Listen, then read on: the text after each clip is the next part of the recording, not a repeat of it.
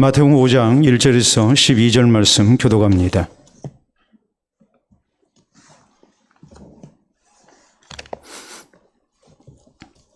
예수께서 무리를 보시고 산에 올라가 앉으시니 제자들이 나아온지라. 심령이 가난한 자는 복이 있나니 천국이 그들의 것이며 온유한 자는 복이 있나니 그들이 땅을 기업으로 받을 것이며 긍휼히 여기는 자는 복이 있나니 그들이 긍휼히 여김을 받을 것이며 화평하게 하는 자는 복이 있나니 그들이 하나님의 아들이라 일컬음을 받을 것이며 나로 말미암아 너희를 욕하고 박해하고 거짓으로 너희를 거슬러 모든 악한 말을 할 때에는 너희에게 복이 있나니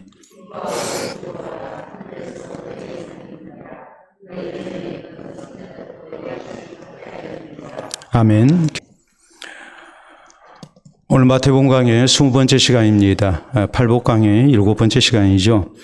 일반적으로 성공하기 위한 여러 가지 조건들이 있습니다만 그 가운데 이제 빼놓을 수 없는 것 3가지를 이렇게 얘기합니다. 첫째는 실천입니다. 우리가 계획도 잘 세워야 하고 또 모든 준비도 잘해야 되지만 중요한 것은 이제 실천을 어느 정도 하느냐, 이것이 이제 문제가 되겠죠.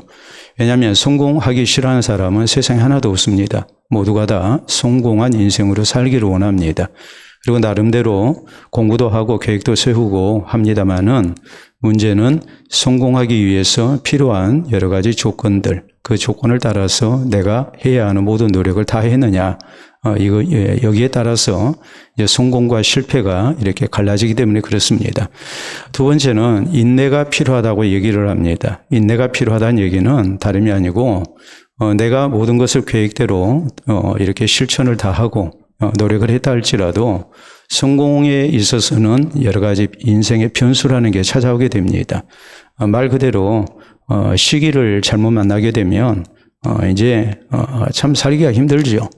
우리가 간혹가다 그런 경우 하잖아요. 예를 들어서 요새처럼 해산물에 대한 이제 수요가 아무래도 앞으로 이제 어려워지게 될 텐데 이때 예를 들어서 횟집을 개업했다고 해보세요. 그러면 우리가 어떤 생각을 하겠어요? 아이고 좀 고생 좀 하겠다. 이런 생각을 당연히 하게 되죠.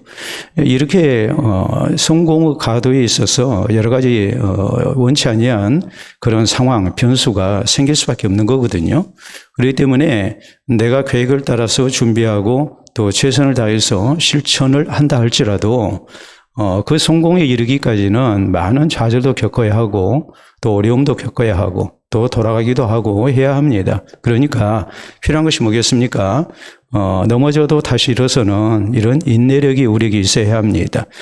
내가 열심히 노력하니까 마땅히 내가 원하는 결과가 나타날 것이다. 우리가 그렇게 생각하기보다는 분명히 성공의 길에는 여러 가지 변수가 있고 어려움이 있고 장애물이 있기 마련이니까 그럼에도 불구하고 이것을 극복하고자 하는 노력 또 이렇게 원하는 결과가 나오지 아니했을 때 좌절하지 아니하고 다시 시작하는 이런 인내심이 있어야만이 이제 그 사람이 성공을 할 수가 있습니다. 한 번에 성공하는 인생은 거의 없기 때문에 그렇습니다.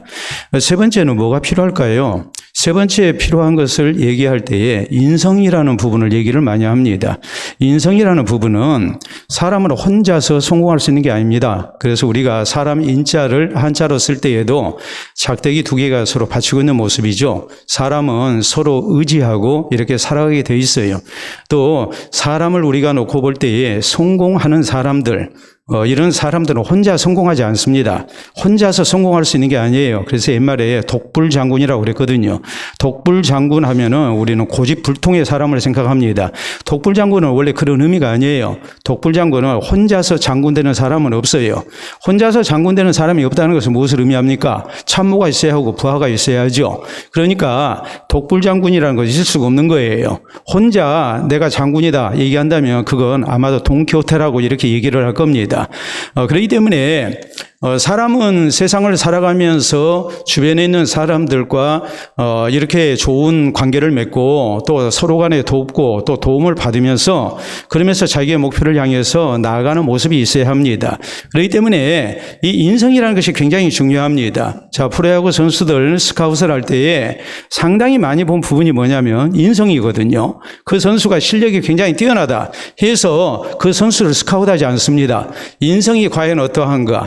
팀 경기를 하는 데 있어서 다른 동료들과 이렇게 호흡을 맞추면서 이렇게 좋은 팀 분위기를 만들어가면서 과연 이렇게 시합을 할 수 있는 선수인가 이런 것을 보거든요. 실력만 가지고 뽑는 게 아니에요.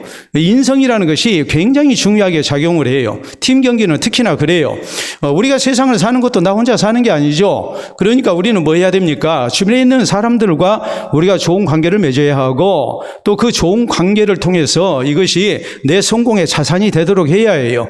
이 인성 부분을 소홀히 하게 되면은 절대로 우리는 다른 사람의 도움을 받을 수도 없고 좋은 관계를 맺지 못하기 때문에 우리는 아무리 노력을 해도 원하는 결과에 이르지를 못합니다. 그렇기 때문에 바로 이 실천력과 그리고 인내 그리고 더 나아가서 인성 이 세 부분이 잘 갖춰져야만이 비로소 성공할 수 있다 이렇게 말을 하는 거예요. 물론 성공하는 데 있어서 그 세 가지 조건만 필요한 게 아니죠. 그 외에도 다른 여러 가지 조건이 있어야 되겠죠. 그러나 우리가 가장 기본적인 것을 얘기를 한다면 바로 이런 실천과 인내와 그리고 인성이다라고 이렇게 말을 하는 겁니다.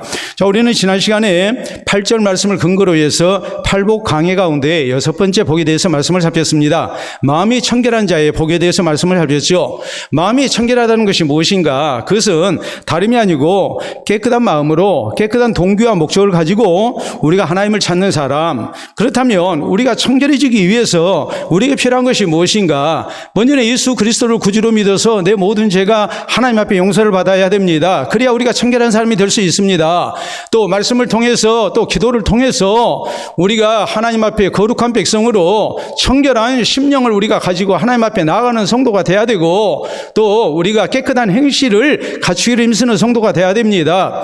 또 어떤 경우 하나님께서 우리에게 고난을 만나게 하셨을 때 또 환난을 만나게 하셨을 때 그런 일을 통해서 나 자신의 신앙생활을 돌아보면서 우리가 하나님 앞에 또 회개하고 청결케 되기를 힘써야 하죠. 이런 사람에게 하나님께서 하나님을 보는 복을 이렇게 약속을 하셨습니다. 하나님을 본다는 것이 무엇입니까? 우리 삶 속에 하나님께서 함께 하시고 살아계신 하나님을 드러내는 그런 증거되는 하나님의 놀라운 은혜를 우리가 허락을 받는다는 말이었죠.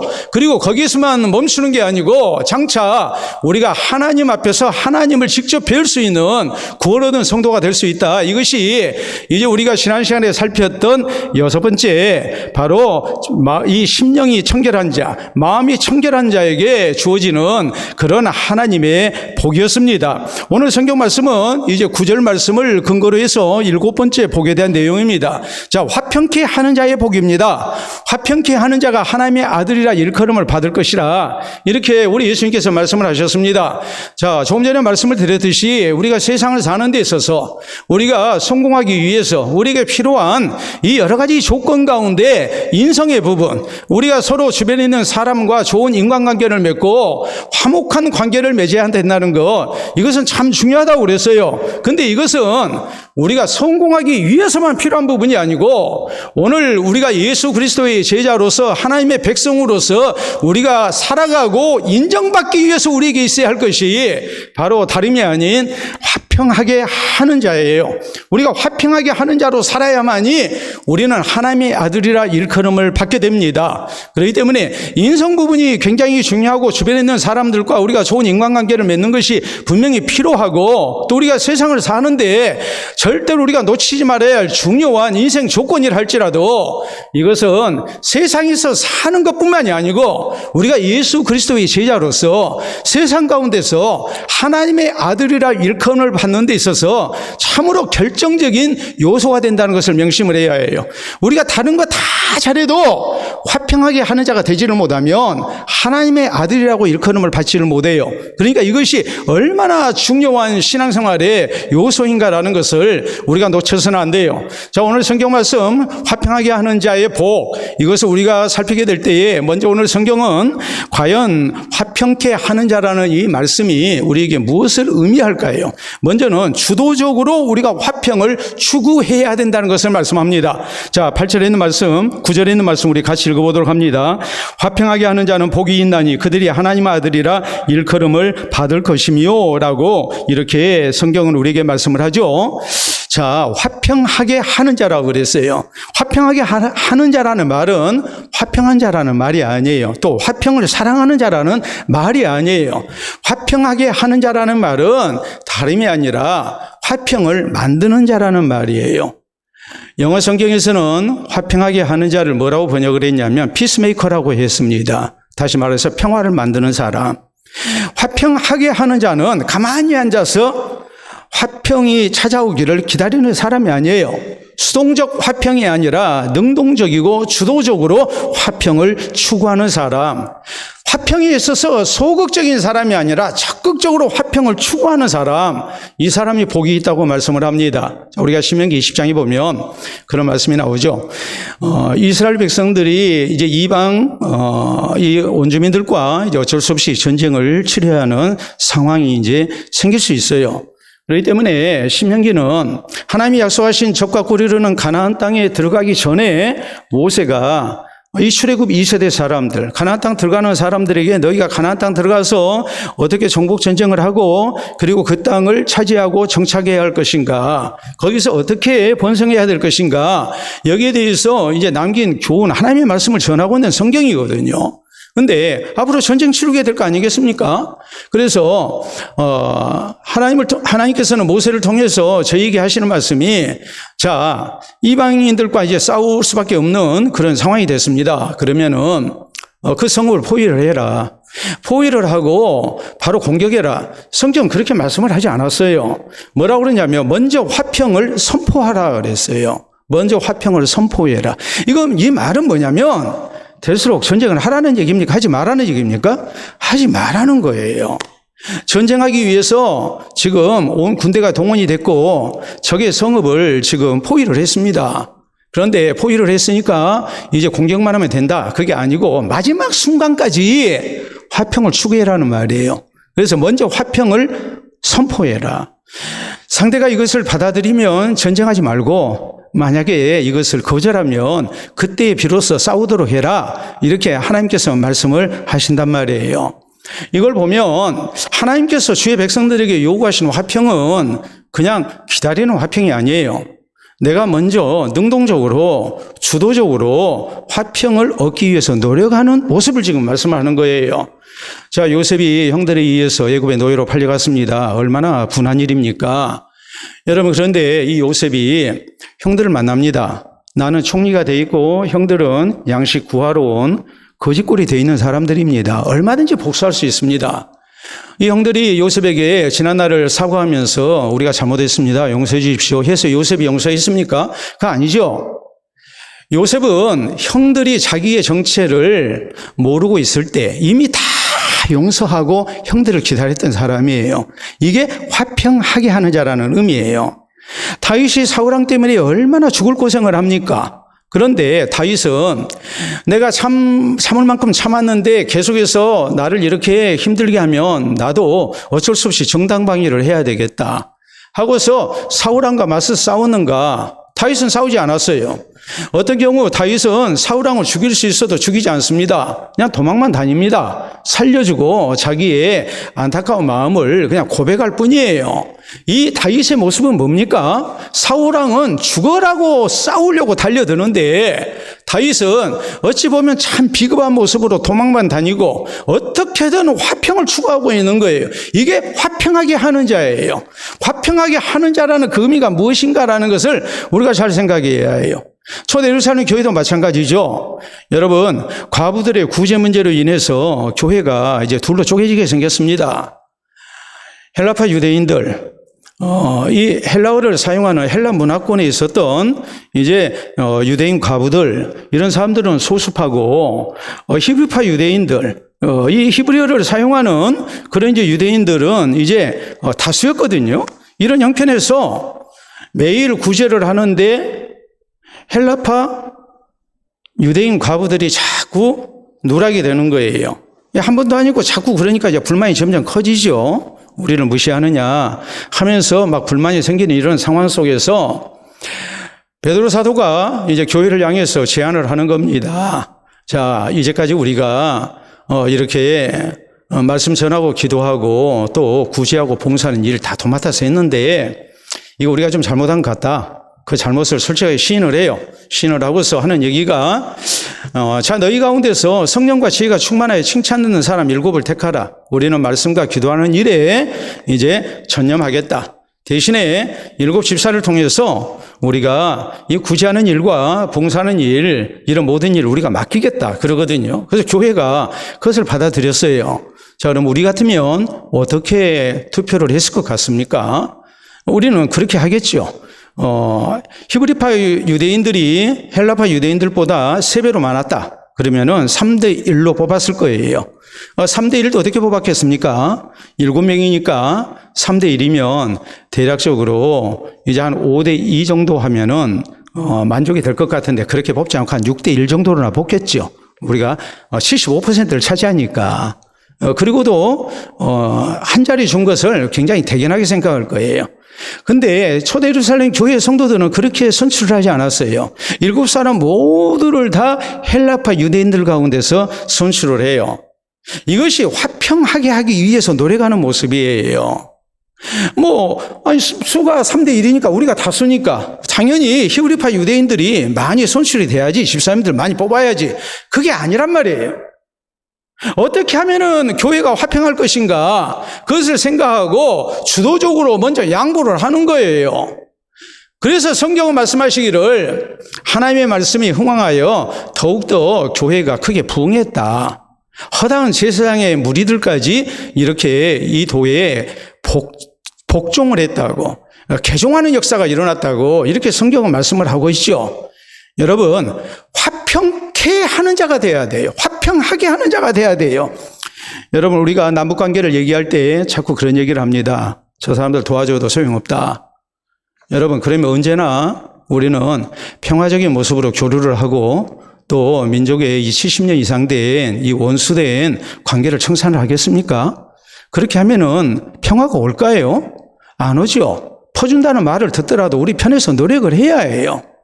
여러분, 사람이 그래요. 전혀 기대하지 않았는데 어떤 사람이 나에게 호의를 베풀고 나를 섬겨주려고 하면 그런 일이 한 번, 두 번 계속되면 아무래도 마음문이 열리게 되겠죠. 우리가 그래야지 않습니까? 우리가 서로의 관계 속에서 분명히 상대방이 훨씬 잘못했어요. 나는 잘못했으면 이만큼 잘못했어요. 그럼 우리는 그런 경우 어떻게 합니까? 지가 먼저 와서 내한테 잘못했다고 빌어야지. 그러면 내가 손을 내밀까 말까, 그 손 잡아줄까 말까지. 우린 이런 식으로 생각하거든요. 그건 화평이 아니에요. 화평하게 하는 자가 아니에요. 그건 불신자들이 하는 모습이에요. 불신자들이 그런 모습으로 하는 것이지, 예수 그리스도의 제자된 하나님의 백성들은 그렇게 해서는 안 돼요. 내가 분명히 잘했어도 내가 먼저 사과해야 해요. 내가 먼저 용서를 빌어야 해요. 그게 화평하게 하는 자예요. 우리가 자꾸 오해해서는 안 돼요. 화평하게 하는 자라는 것이 따질 거 다 따지고, 너는 이만큼 잘못했고 나는 이만큼 잘못했으니까 네가 더 잘못한 것이고, 그러니까 네가 빌어야 하고, 그래야 내 자존심이 세워지고 내가 체면이 서는 거라는 식으로, 그런 식의 화평하게 하는 모습이 아닙니다. 그건 화평이 아닙니다. 그건 하나님의 백성들이 하는 모습이 아니에요. 우리 예수님께서 말씀하신 것은 화평하게 하는 자라고 했지, 화평을 기다리는 자가 되라고, 상대방이 먼저 손 내밀면 그 손 잡아주는 사람이 되라고 그렇게 말씀하지 않았어요. 내가 먼저 손을 내미는 거예요. 내가 먼저 상대에게 고개를 숙이는 거예요. 내가 먼저 손해보고 내가 먼저 상대방을 섬기는 거예요. 내가 먼저 용서를 구하는 거예요. 이것이 화평 화평하게 하는 자의 모습이에요. 오늘 성경이 왜 우리에게 화평한 자라 하지 아니하고 우리 예수님께서 화평하게 하는 자가 복이 있나니 이렇게 말씀하셨는지, 그 화평하게 하는 자라는 그 의미가 무엇인가를 알고 우리가 주도적으로 능동적으로 또 내 편에서 먼저 우리가 화평한 관계를 만들기 위해서 노력하는 성도가 돼야 됩니다. 이것이 화평하게 하는 자의 모습이라는 것을 잊지 마시기를 바랍니다. 자, 다음 두 번째로, 자, 화평하게 하는 자라는 이 말씀의 의미는 또 무엇일까? 그것은 화평을 중재하는 사람이 되라는 말이에요. 화평하게 하는 자라고 했을 때 이것은 적어도 두 가지 관계를 우리가 생각할 수 있어요. 나 자신과 다른 사람과의 사이에서 화평하게 하는 사람이 되라는 말이.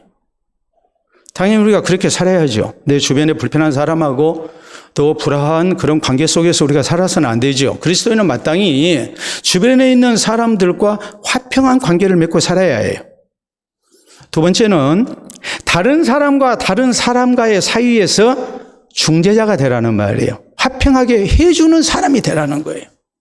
이게 화평하게 하는 자라는 말씀의 의미예요. 성경에 보면 우리 예수님께서는 하나님의 주도적인 사랑 속에서 화평하게 하는 자로 우리 가운데 오셨습니다. 하나님이 세상을 이처럼 사랑하사 독생자를 주셨으니 이는 그를 믿는 자마다 멸망하지 않고 영생을 얻게 하려 하십니다. 로마서 5장 8절에 있는 말씀대로 우리가 아직 죄인 되었을 때에 그리스도께서 우리를 위하여 죽으심으로 하나님께서 우리에 대한 자기의 사랑을 확증하셨느니라. 하나님이 먼저 사랑하셨거든요. 그래서 요한 1서에서는 뭐라고 그럽니까? 우리가 먼저 하나님을 사랑한 것이 아니고 하나님이 우리를 먼저 사랑하셨다. 죄인된 우리와 화평을 이루기 위해서 하나님께서 예수님을 세상에 보내시고 십자가에서 내 죄 때문에 대신 죽게 하셨어요. 하나님의 주도적인 화평케 하신 역사를 통해서 우리가 예수 그리스도를 구주로 믿고 구원을 얻었다 이 말입니다. 뿐만 아니라 하나님께서는 에베소 2장에 있는 말씀대로 하나님과 우리 사이에 중간에 막힌 담을 허셔서 화평을 이루셨을 뿐만이 아니라 유대인과 이방인 사이에 중간에 막힌 담도 허셨어요. 그래서 모두가 다 차별 없이 구원 얻도록 하셨어요. 그러니까 교회는 모두가 차별 없이 구원을 얻습니다. 신분과 계급의 차이가 없는 거예요. 이것이 구원 얻은 성도의 신앙 공동체된, 사랑의 공동체된 화평한 공동체가 되어야 되는 교회 모습이거든요. 근데 거기서 그치는 게 아니죠. 이 거룩하신 하나님의 목적을 이루기 위해서 우리 하나님께서 고린도서 5장 18절에 이런 말씀을 하십니다. 우리 하나님께서 그리스도를 통하여 우리와 자기를 화목하게 하시고 또한 우리에게 화목하게 하는 직책을 맡기셨다라고 직분을 맡기셨다고 말씀을 해요. 이 말씀 우리는 자꾸 어떤 측면에서 이해를 하냐면 전도의 측면에서 이해를 해요. 예수 그리스도를 통해서 우리가 하나님과 화목하게 됐어요. 중간에 막힌 담이 허물어졌어요. 그리고 하나님께서는 우리를 통해서 유대인과 이방인 사이에 막힌 담이 허물어졌기 때문에 열심으로 화목하게 하는 직분자로서 예수 그리스도의 복음을 증거하고 이방인들을, 안 믿는 자들을 그리스도 앞으로 데려와야 된다라는 우리에게 주신 사명이다라고 생각을 해요. 근데 그것만 있겠습니까? 그것만 있는 게 아니에요. 그것만 있는 것이 아니라 하나님과 원수된 우리가 예수 그리스도를 통해서 화목하게 된 것처럼 우리 하나님께서는 우리에게 또 화목하게 하는 직분을 맡기셔서 우리가 불신자들을 구원의 길로 인도해야 할 뿐만이 아니라 또 한편으로 우리는 세상 가운데 살면서 서로 간에 불화한 사람들의 중재자가 돼가지고 저희를 화해시키는 사람으로, 화목케 하는 사람으로 우리가 쓰임을 받아야 된다는 말이에요. 이게 화평하게 하는 자라는 말씀의 의미예요. 전도의 목적도 있지만 서로 원수된 사람들 우리가 그 관계를 풀어줘야 됩니다. 이게 오늘 우리의 사명이에요. 교회에 분란이 일어났어요. 분란이 일어나면 둘로 쫙 갈라져 가지고 중내산에 싸워야 되겠습니까? 그러면 힘들죠.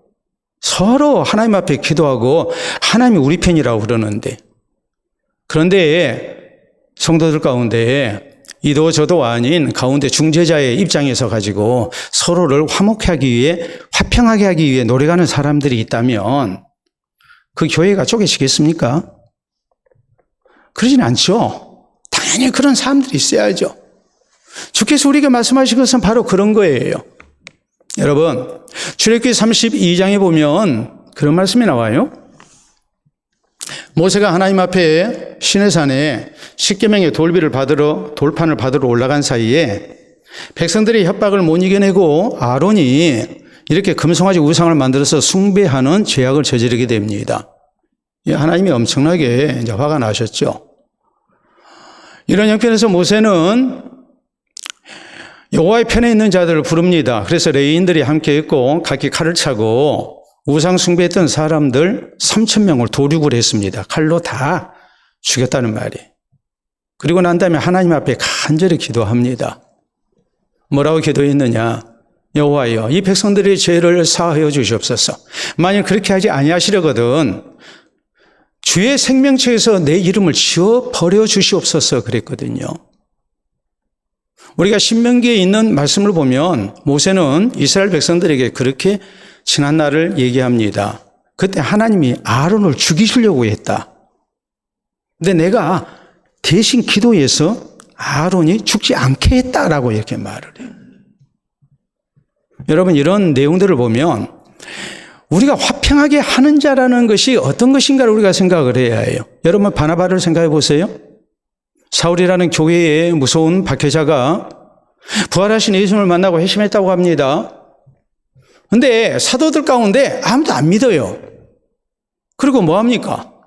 슬슬 피해요. 이런 상황 속에서 사도들에게 사울이 정말 회심했다. 부활하신 예수님을 만났고 이방인을 위해서 택한 그릇으로 하나님이 세우셨다. 이것을 적극적으로 변호해 줬던 사람이 누구냐면 바로 바나바예요. 사도들과 사울을 화평하게 하기 위해서 쓰임을 받은 사람이에요.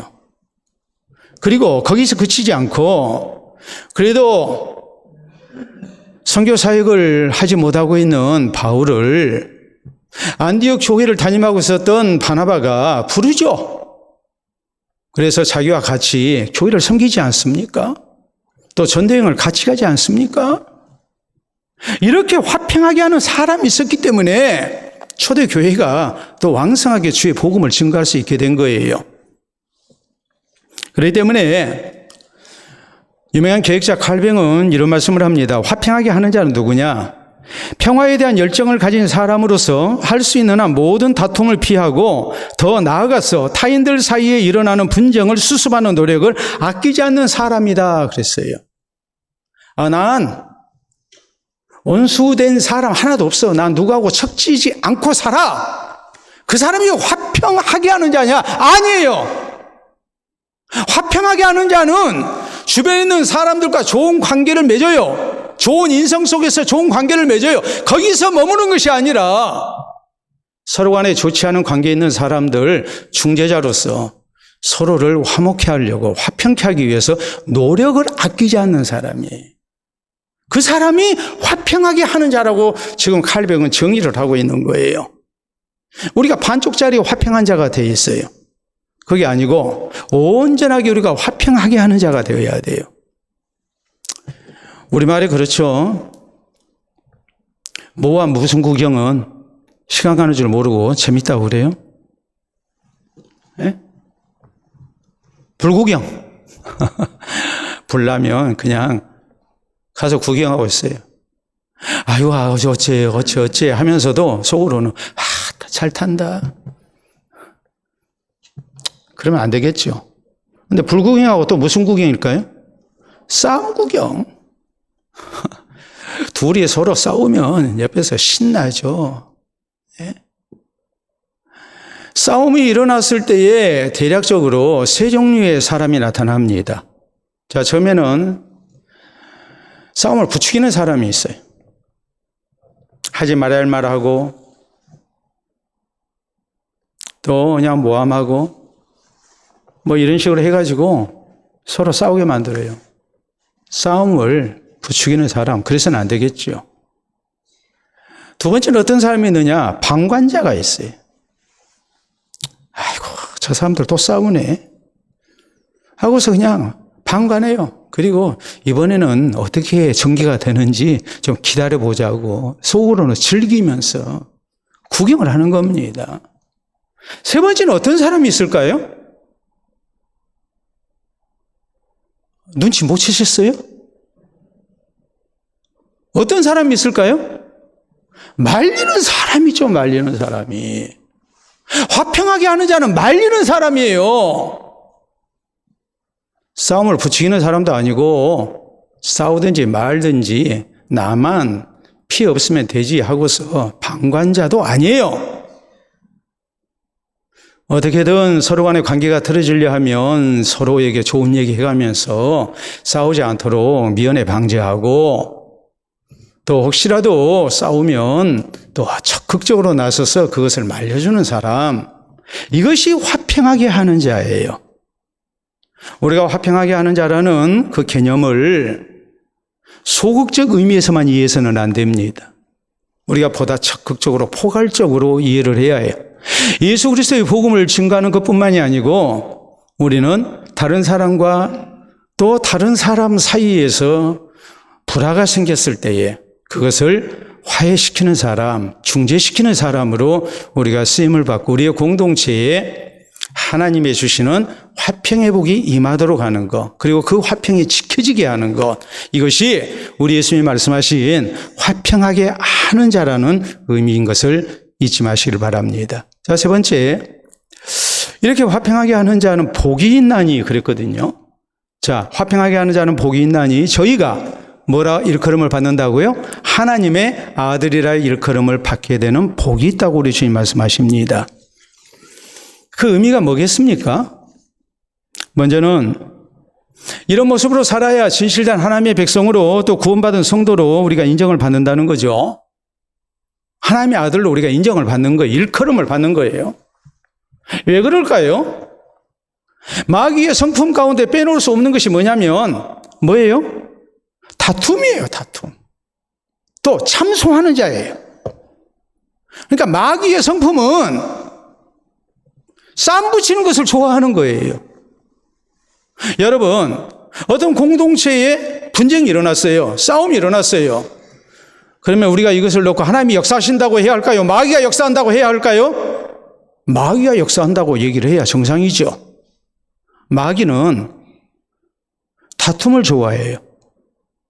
성경은 다툼을 악한 일이라고 그러고 마귀의 일이라고 분명히 말씀합니다. 또 마귀는 다른 말로 참소하는 자라고 성경은 또 말씀을 하고 있습니다. 그러니까 다투기를 좋아하는 사람, 화평하게 하지 않는 자는 하나님의 아들이라 일컬음을 받지 못하고 누구의 자식이라고 일컬음을 받을까요? 마귀 자식이라고 그래요.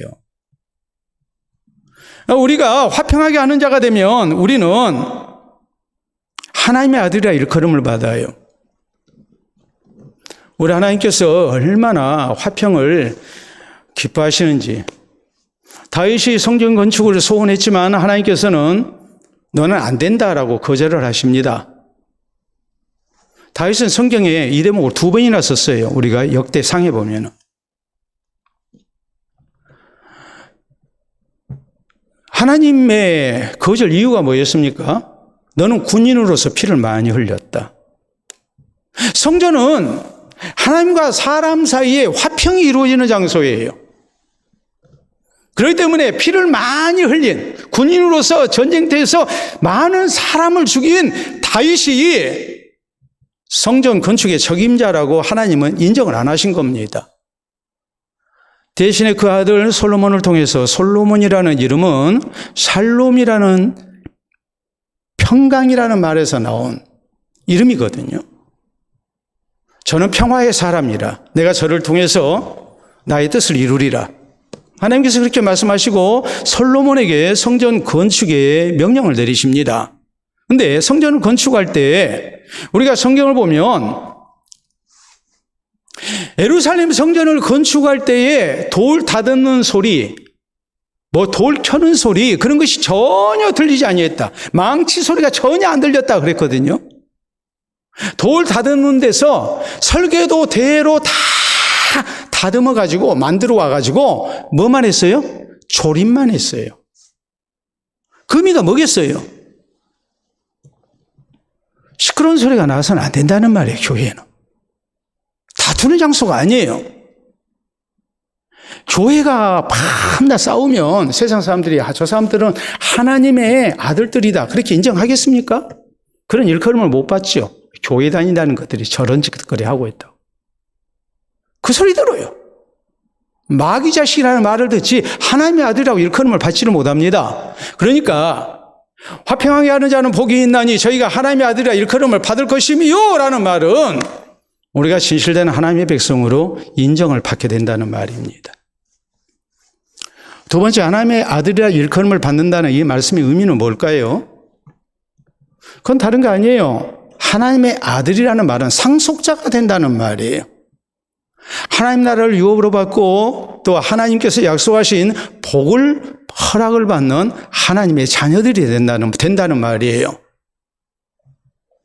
그렇기 때문에 우리가 성경을 보면 하나님이 누구를 사랑하시는가? 싸우는 사람을 사랑하시는 게 아니고 우리 하나님께서는 화평하기를 기뻐하는 사람을 사랑하십니다. 아브라함이 조카 롯에게 기름진 땅을 다 양보합니다. 세상적으로 볼 때는 엄청난 손해를 받고 바보짓 한 거예요. 아마도 주변에 있는 사람들이 바보 같다고 했을 거예요. 어쩌면 그 안에 사라까지도 당신 지금 뭐하고 있냐고, 저 조카놈한테 저거 지금 뭐하는 짓이냐고 그렇게 얘기를 했을지도 몰라요. 아브라함의 이런 모습을 누가 이해를 하겠습니까? 여러분 같으면 이해가 됩니까? 근데 결국에 누가 하나님의 복을 받습니까? 아브라함이 하나님의 복을 받죠. 처음에는 아브라함의 이런 먼저 한 양보를 사람들이 이해를 하지 못했다 할지라도 저 사람은 역시 다르구나 이런 생각을 할 수밖에 없죠. 나중에 이방인들이 아브라함에게 했던 말은 이것입니다. 당신은 우리 가운데 하나님이 보내신 지도자입니다. 하나님의 사람으로 인정을 하거든요. 아브라함의 아들 이삭도 그래요. 블레셋 사람들에게 생명과도 같은 우물을 3번이나 빼앗겨요. 그런데 싸웁니까? 안 싸웁니까? 안 싸우죠. 어떻게든 화평한 관계를 유지하려고 노력을 해요. 이삭이 망합니까? 이삭이 오히려 더 번성하죠. 그리고 블레셋 왕과 군대 장관이 찾아와서 말합니다. 여호와께서 너와 함께 하시면 우리가 분명히 보았다. 너는 여호와께 복을 받은 자다. 그래요. 너는 분명히 하나님의 백성이다. 화평하게 하는 자를 하나님께서 불신자들에게 하나님의 백성으로 인정받게 하시고 하나님의 복의 상속자가 되게 하시는 거예요. 르호보암이 북이스라엘이 따로 나라를 세웠을 때 군대를 동원해서 치려고 했는데 하나님께서 스마야 선지자를 통해서 막으십니다. 싸우지 마라. 이 모든 일은 내가 허락한 일이다. 너희 형제와 싸우지 마라. 이 말 듣고 안 싸우죠. 그러니까 르호보암이 망합니까? 안 그래요. 오히려 하나님께서 르호보암의 나라를 부강하게 만들어 주십니다. 화평하게 하는 자가 복을 받아요. 여러분 맹수들 보면 자기 영역을 지키기 위해서 정말 엄청나게 싸웁니다. 목숨 걸고 싸웁니다. 고양이들 우리가 보면 길냥이들도 그러지 않아요? 길냥이들의 그 영역이 대략적으로 한 100m 되거든요. 그러니까 우리 교회에 왔다 갔다 하는 길냥이가 저기 전대 근처에 안 와요. 다 자기 영역이 있어요. 근데 그 영역을 침범하면 뭐합니까? 죽으라고 싸우죠. 근데 맹수들이 싸울 때에 정말 죽으라고 싸우느냐? 안 그래요. 승부가 결정되면은 바로 꼬리를 내리고 도망가요. 왜요? 맹수들이 서로 싸우다가 만약에 어떤 부상을 당하게 되면 내가 이겼다 해도 나도 살아남기가 힘들어요. 맹수는 병원이 없잖아요. 아니, 다리가 부러지면 어디 가서 뼈를 맞추겠습니까? 그냥 쩔뚝거리다 죽는 거예요. 사냥 못하고. 그러니까 죽을 정도로까지는 안 싸워요. 또, 자, 방울뱀을 보면 독이 있잖아요? 방울뱀이 다른 뱀을 잡아먹는다 할지 다른 먹이 사냥을 할 때는 독을 사용합니다. 그런데 방울뱀끼리 싸울 때는 독을 사용하지 않습니다. 왜요? 사용하면 같이 죽는다는 것을 알기 때문에. 역사의 증거를 보면 침략국이 항상 결국에 패배하고 멸망을 했지, 또 쇠퇴했지, 침략국이 잘 되는 법은 없습니다. 마찬가지입니다. 화평하게 하는 자, 내 발톱이 있고 내 독이 있고 내가 들고 있는 무기가 있지만 내가 양보하고 내가 져주고 하면은 바보 소리도 듣고 손해를 보는 것 같기도 하지만 결국 하나님께서 사랑하시는 사람은 누구를 사랑하시는가? 화평하게 하는 자를 사랑하세요. 우리가 그 사실을 잊지 말고 화평하게 하는 자가 복이 있나니 하나님의 아들이라 일컬음을 받을 것이며, 이 사람이 진짜 구원 얻은 하나님의 백성, 그리고 이 사람은 하나님께서 사랑하시는 주의 백성, 하나님의 복의 상속자가 될 수 있다는 것을 기억하고 하나님 나라까지 상속받는 그 은혜가 바로 화평하게 하는 자에게 주어진다는 것을 기억을 하고, 우리가 좀 손해를 보더라도 바보 소리 듣더라도 내가 먼저 사과하고 내가 먼저 양보하고 또 내가 먼저 주도적으로 화평을 추구하는 이런 하나님의 자녀들이 될 수 있기를 바랍니다. 이스라엘 사람들, 유대인들 오늘날 인사를 할 때 쓰는 용어는 뭘까요? 샬롬입니다. 샬롬. 샬롬은 평화, 평강 이런 뜻이거든요. 그런데 원래 샬롬은 뭐냐? 평화, 평강은 무엇을 얘기하느냐 했을 때에 배가 부르니까 평화하고 그게 절대 아니에요. 우리가 이제 그 평화라는 말을 한자로 풀어서 보면 오늘 그거 좀 써서 제가 보여드렸으면 더 좋았을 텐데, 공평할 평자거든요. 그리고 화자는 벼 화자의 입구자예요. 이 말의 의미는 뭐냐면 모두가 골고루 나눠 먹게 될 때에 평화가 있다라는 말이에요. 예? 모두가 골고루 나눠 먹게 될 때에 평화가 있다. 근데 샬롬이라는 말은 그런 의미가 아니에요. 우리가 골고루 다 똑같이 잘 나눠 먹으면 평화가 있다, 그런 의미가 아니고요. 사람이라는 게 욕심 있는 사람들 있잖아요. 남 굶어 죽고 있는데 기어이 내가 내놓지 않고, 예? 천년 만년 먹을 거 있으면 더 좋아하고 뭐 그러지 않습니까? 인간의 부패한 본성, 타락한 그런 본성이 우리를 그렇게 욕심 사납게 만들죠.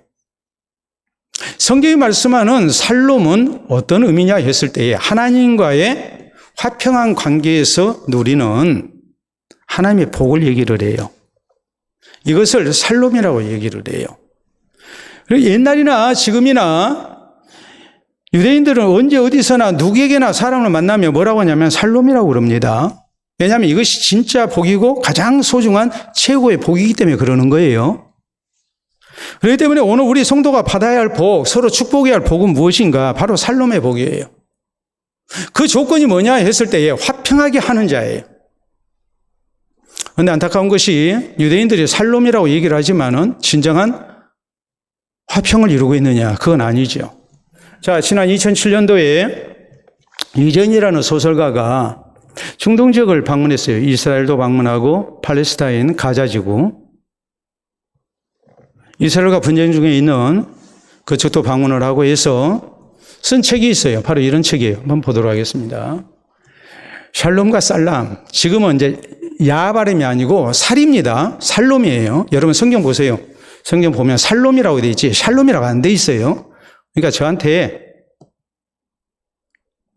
목사님 샬롬 하면은 저 목사님 성경 안 읽었어요 소리가 똑같거든요. 그러니까 그렇게 보내지 마세요.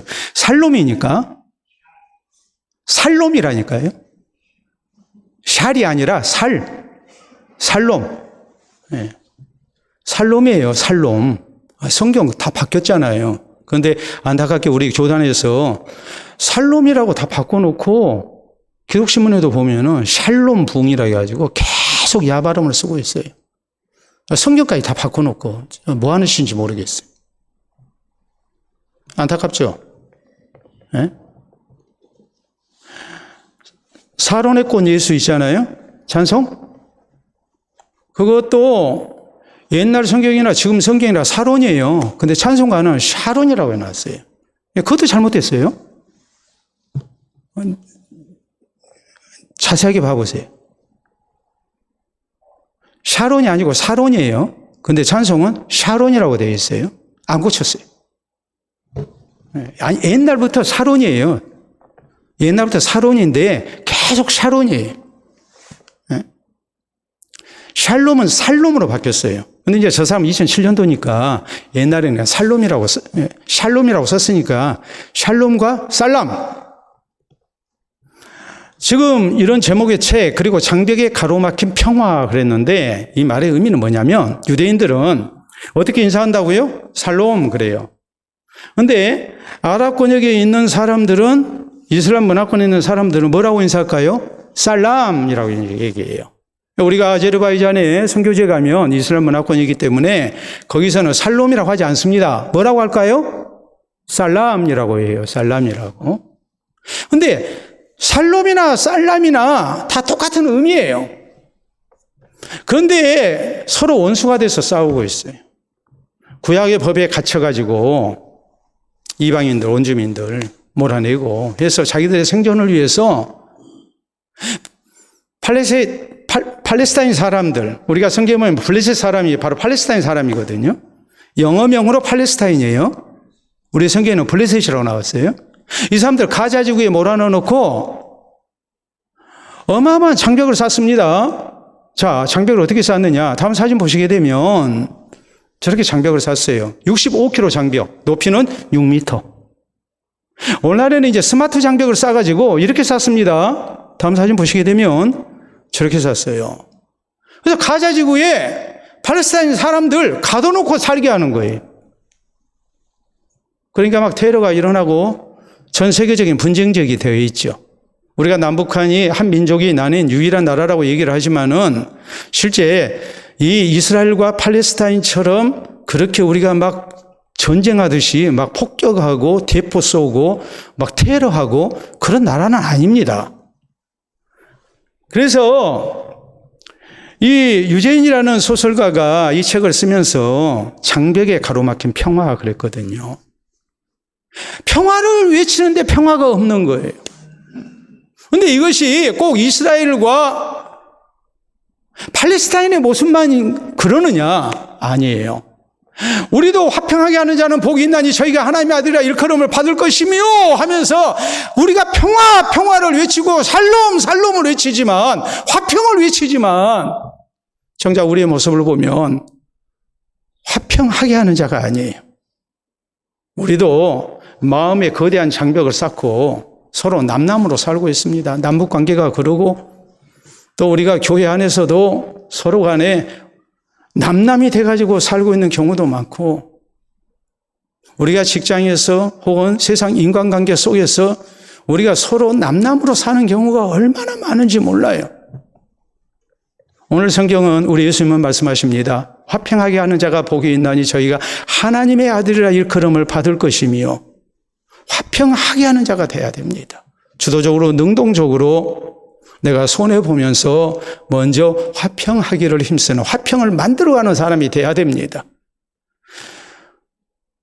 나와 다른 사람의 관계에서만 화평이 아니라 우리는 사람과 사람 사이에 불화가 있을 때 그것을 또 풀어주는 사람으로, 화평하게 하는 자로 우리가 쓰임받는 그리스도인이 되어야 됩니다. 그럴 때 우리는 하나님의 아들이라 일컬음을 받습니다. 정말 하나님의 백성들이다.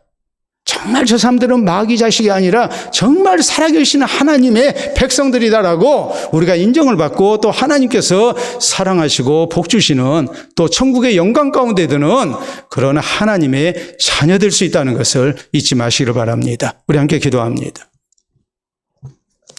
오늘 혹시 살롬과 살람이라는 이 말처럼 장벽에 가로막힌 제한적인 나만의 평화를 누리고 있는, 화평을 누리고 있는 내 모습은 아닌가 돌아보면서 모든 일과 더불어서 우리가 평화하기를 힘쓰고 화평의 복을 나누는 가운데 주의 영광을 드러내고 또 주님의 더 큰 사랑을 받는, 그래서 어디서든지 화평케 하는 하나님의 백성으로 쓰임받기를 소망하는 기도가 우리에게 있기를 바랍니다. 기도합니다.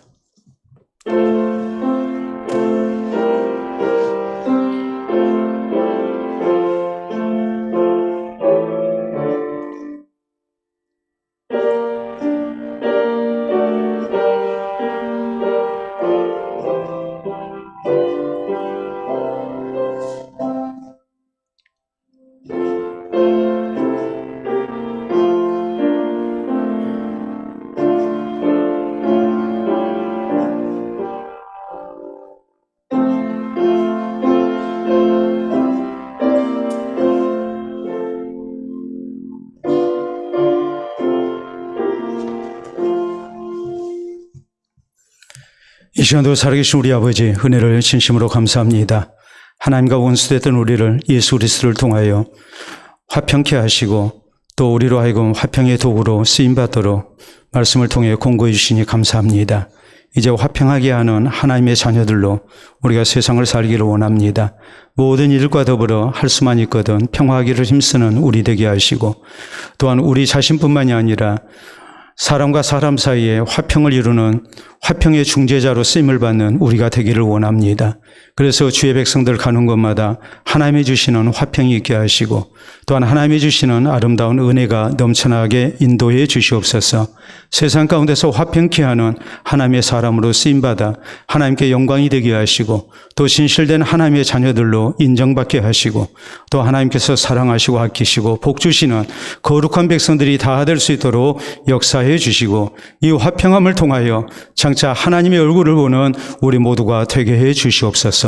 예수님 이름으로 기도하옵나이다. 아멘.